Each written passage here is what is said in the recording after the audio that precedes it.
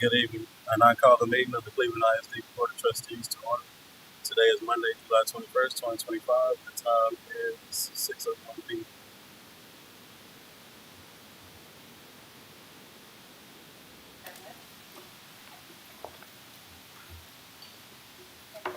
Thank you for all that you have done and will do for the ISD.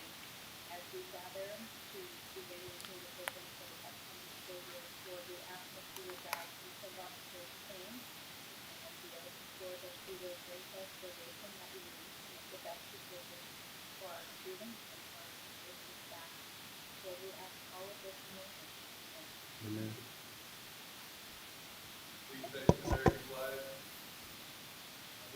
Allegiance to the flag of the United States of America and to the republic for which it stands, one nation, under God, indivisible, with liberty and justice for all.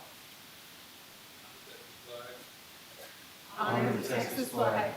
I pledge allegiance to thee, Texas, one state, under God, one and indivisible.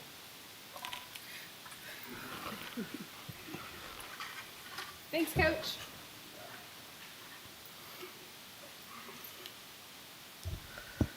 We will now conduct a public hearing to present and discuss the district's intent to apply for the Every Student Succeeds Act grant program for the 2025-2026 school year. Ms. Anderson.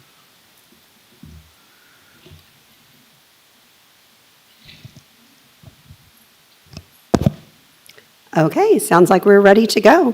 Well, this is something that we do on an annual basis, where we come up and we talk about our intent to apply for the ESSA grant. However, we have a few twists and turns this year that we haven't had in previous years, so we'll take a look at that. And so essentially, ESSA is a consolidated federal grant that comes under the Elementary and Secondary Education Act of 1965 that then became the ESSA grant. It is designed to implement supplemental programs that increase student achievement, and it is non-competitive. Oops. And so this is the grants that we typically apply for on an annual basis. They include Title I, Title II, Title III, and Title IV. And as part of our planning for this, we do conduct a comprehensive needs assessment each year. And that requires us to include stakeholder attendance in all of those meetings, as well as a way to prioritize our needs based off of our data and what our stakeholders share with us. The little twist and turn that has come our way this school year is the fact that the federal government has decided to withhold some of these funds. And so the programs that are impacted currently are Title I Part C, Title II Part A, Supporting Effective Instruction, Title III Part A, English Language Acquisition, as well as immigrant funds, and Title IV Part A, our Student Support and Academic Achievement. Now, Title I Part C, we do not receive those funds directly. We do instead work with Region 4 as a non-project district, where we work to identify our migrant students, and then Region 4 provides those services to our students. Currently, we have about 40 migrant students in our district, which is up from about 16 just a few years ago. The other funds are funds that we receive directly, and you'll see there the specific quote from the federal government. They are not necessarily saying currently that they are not going to give us those funds. They're just telling us that they are withholding those funds for now while they conduct an evaluation of programs. And so at this point, we don't have a tremendous amount of guidance from the state or from the federal government. And so we are basically hedging our bets. We are preparing as if we don't have the funds, right, and having a plan in place. But we are also preparing as if we're going to get the funds so that we're ready to go. And so as I talk today, just know that we will be talking about all of these funds as if we're going to get them and as if we're going to be able to apply for them. At this point, we don't know if that's the case.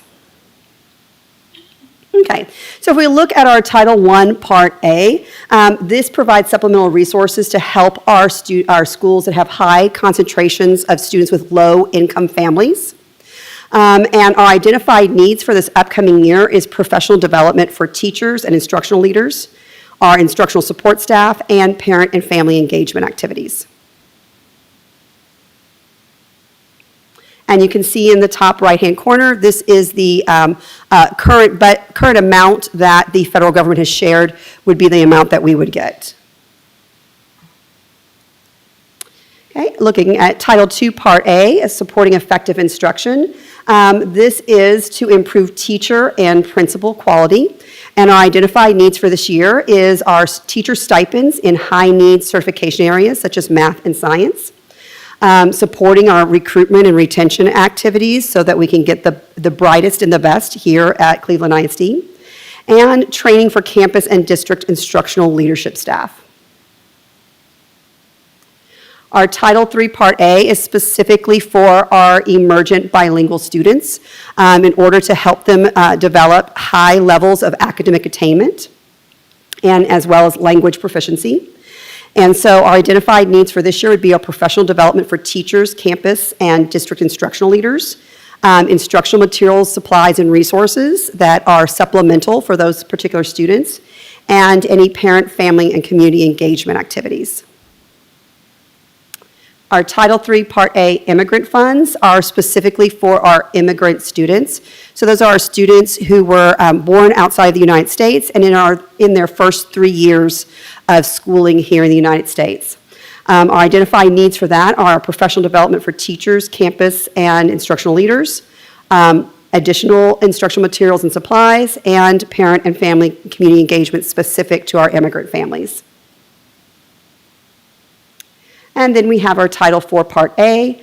This is to provide access to a well-rounded education. And our identified needs for this upcoming school year are positive behavior intervention supports, as well as digital learning training. And that is the end of the presentation. So again, these are the things that we plan to request if we are able to apply. Currently, we are waiting guidance from the state and the federal government.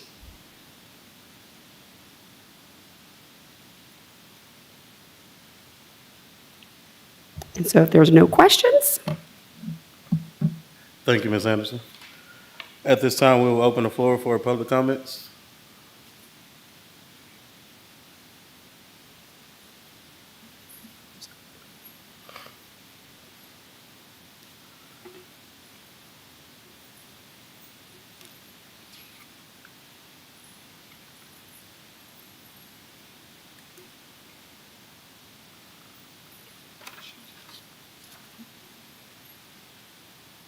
Jerome Washington.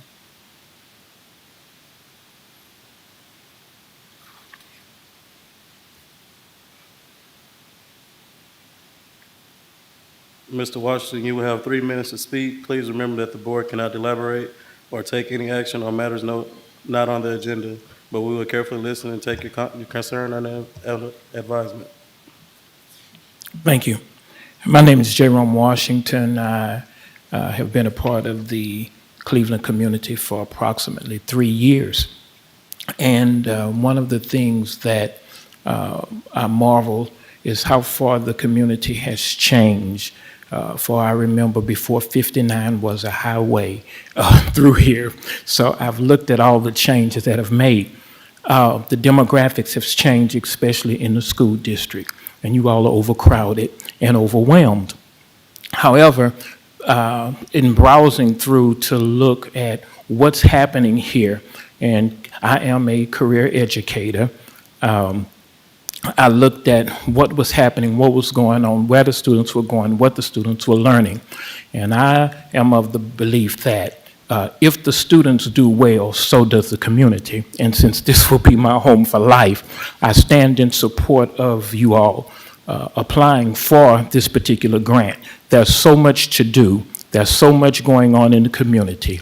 I do know for a fact that we will have a lot of students who will be raising themselves. There'll be a lot of latchkey kids, and for every program that this community can bring in to bring about a better student body, they should do it.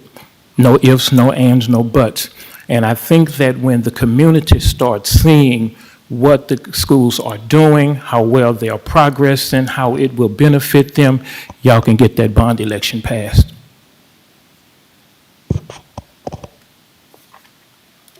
Thank you, Mr. Washington. We will now move to the reports presented by Dr. Barnes.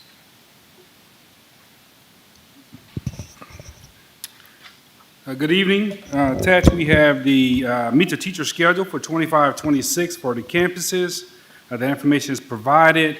We have our district convocation, which is July the 31st from 9 to 3 p.m. That is set in two segments. There's a morning section and an afternoon section. And then we have our first day of instruction is going to be August the 5th. Are there any questions about anything within those categories? All right, if not, I'll move into the informational items. So we want to move the items. The following information are presented to you by administration to inform the Board of Trustees of the intended purchase prior to formally presenting the requisition for board approval at a future meeting. No action is going to be required at this time. Our proposals are the requisition for Carnegie Secondary Math Curriculum, a proposed requisition for EduSmart Science Resource, a proposal for the requisition of Read 180 licenses and consumables, a proposed requisition for Canvas, Canvas Studio, and Learn platform, and finally a proposed requisition for Learning.com, the digital curriculum.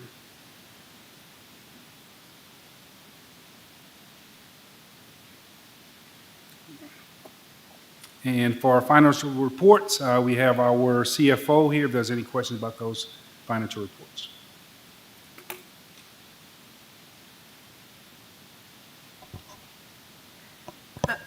Ms. Billingsley, I have one question, and I'm so sorry I didn't get with you beforehand.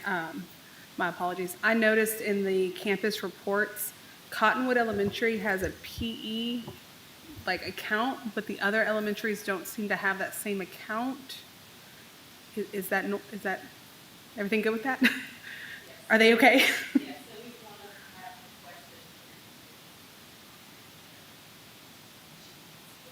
requested. Okay.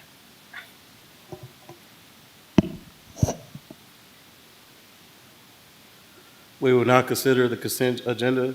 The following items are grouped together and will be approved in one motion unless board member requests that an item be removed for a separate discussion.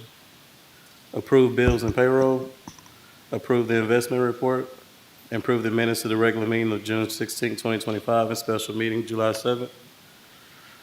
Approve CISD Board of Trustees 2025-2026 regular meeting calendar, and affirm the 2025-2026 student handbook. Do we have a motion to approve the consent agenda items? A motion by Ms. Pena.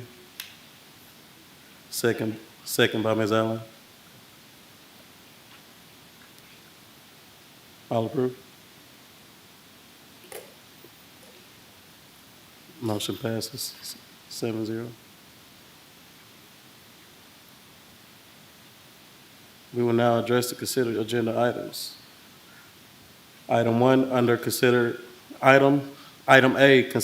considered agenda items, consider and take possible action to approve Sustain ED as the selected provider of the LASSO Cycle 3 Strong Foundation Planning Initiative. I'll make a motion. A motion by Ms. McNair. Second by Ms. Pena. All in favor?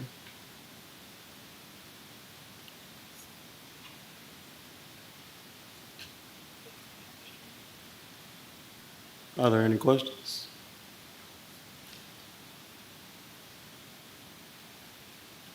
All opposed? Motion passes 7-0.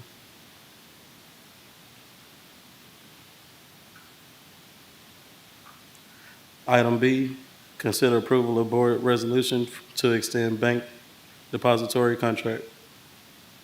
Do we have a motion to approve? A motion by Ms. Porter, second by Ms. Johnson. Any questions? All in favor? Motion passes 7-0. Item C, consider approval for 2025-2026 Student Code of Conduct. Do we have a motion to approve? A motion by Ms. Pena, second by Ms. Porter. Any questions? All in favor? Motion passes 7-0. Item D, consider and take possible action to approve the memorandum of understanding between Cleveland Independent School District and the Cleveland Civic Center for the use of reunification site for Cleveland ISD and Cleveland Middle School in event of an emergency. You want a motion to approve? A motion by Ms. Johnson, second by Ms. Allen.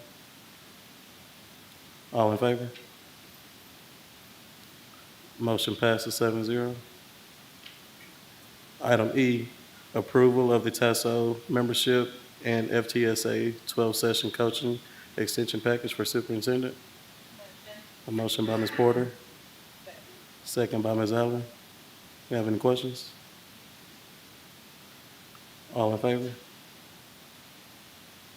Motion passes 7-0.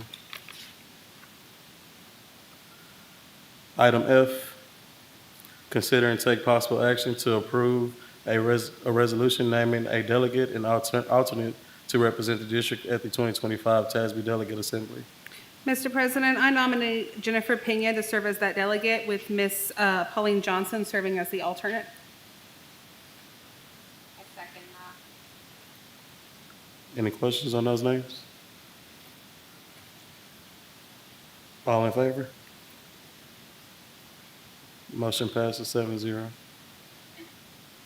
Item G, discuss and possible action regarding endorsing candidates nominated to fill a position on the TASB Board of Directors. I make a motion that we table this. I second.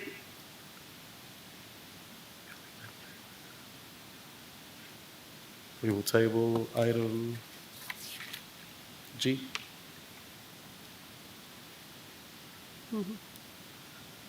Item H, consider approval of district requisitions for purchases above 50,000 or as per CH local policy. CFO is present. Have any questions? Do I have a motion to approve the project requisition of sustained ED leaders of continuous instructional improvement program district-wide funding source LESO Cycle 3 grant as presented? I make a motion. A motion by Ms. McNair, Second. second by Ms. Porter. Ms. Pena. Any questions? All in favor? Motion passes 7-0. Do I have a motion to approve project requisition of curriculum associates for magnetic reading foundations program for K through 2 funding source, general fund, early education allotment as presented? Motion. A motion by Ms. Porter, Second. second by Ms. Johnson. Do we have any questions? All in favor?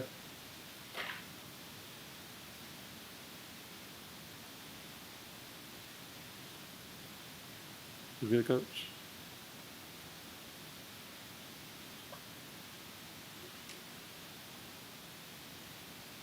Coach, you good? You good? Motion passes 7-0. Do I have a motion to approve project requisition of curriculum associates for I-Ready Classroom Mathematics Curriculum Source Fund 410 instructional materials as presented?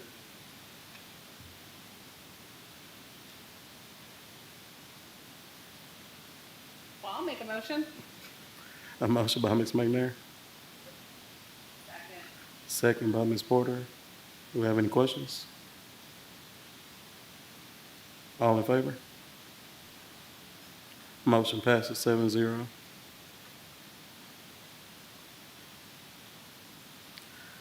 We will now move to the first reading of the TASB policy update 125, no action. Next one. Where? I don't know, but I got one question I wanted to vote on. Unless these are the identical thing. Because it says instructional materials, this is early education allotment.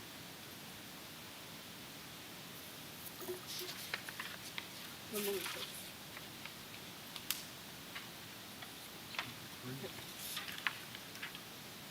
I have this one for the LASSO grant. Reporter made the motion, Johnson seconded, vote 7-0. Then I have this one that we just took a vote on, where I made the motion, Porter seconded, 7-0. Then I have this last one still left empty for instructional materials. I need a motion and a vote for.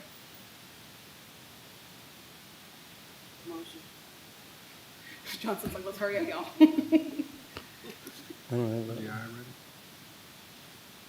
I'm just going, so I have magnetic reading, and then Yeah, we just did that. that's what I have for this one. Oh, that was this one. You missed it. All right, we will now move to the first reading of the TASB policy update 125. No action will be taken at this time. Legal and local policies, BDDA local, BDB local, BDF local, EL local, FDE local, FEC local, FFAC local. First reading of the proposed revision to FM local policy regarding extracurricular activity absences. No action will be taken at this time. First reading or proposed revision of FD local policy regarding admissions. No action will be taken at this time. Second reading and possible final approval of proposed revisions of DEC local policy. Do we have a motion to approve the proposed revision of DEC local as presented? Motion.